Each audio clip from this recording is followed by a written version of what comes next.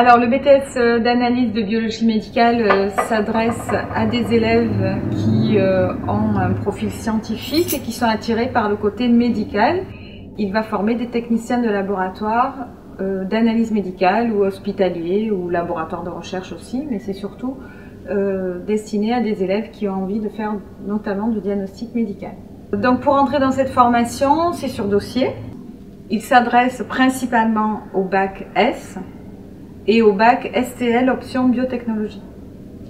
Il y a d'autres bacs qui peuvent aussi accéder à ce BTS, notamment le bac ST2S, certains bacs pro et le bac STL option chimie, mais vraiment sur de très bons dossiers.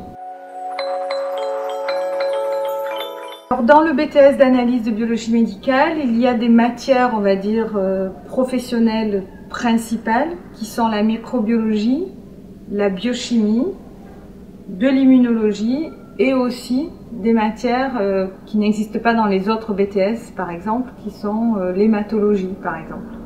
Il y a aussi donc des matières d'enseignement général, donc mathématiques, français, anglais, physique, chimie. Et il y a aussi des heures qui sont consacrées à la connaissance du milieu professionnel. Donc il faut vraiment être attiré par tout ce qui est médical. On va aborder toutes les pathologies humaines dues aux micro-organismes, par exemple, en microbiologie. On va faire du diagnostic de tout ce qui est maladie, par exemple du métabolisme, on va le faire en biochimie. Il y a aussi, pour parfaire à la fois les connaissances théoriques et pratiques, 12 semaines de stage en milieu professionnel qui sont réparties entre la première et la deuxième année. C'est environ 6 semaines la première année, 6 semaines la deuxième année, mais ça peut un peu varier. Et ce stage permet donc de parfaire cette connaissance du milieu professionnel, parfaire aussi l'aspect qualité au laboratoire, la mise en œuvre de cette qualité dans un laboratoire, et aussi bien entendu l'approche de tous les automates, puisque c'est un métier qui est très automatisé. Alors à l'issue d'un BTS d'analyse de biologie médicale, il y a beaucoup de débouchés finalement, puisque alors c'est une formation en 2 ans professionnalisante, donc c'est vrai qu'on a beaucoup d'élèves qui vont directement travailler en laboratoire d'analyse médicale ou en milieu hospitalier. Mais il y a aussi de plus en plus d'élèves qui poursuivent les études.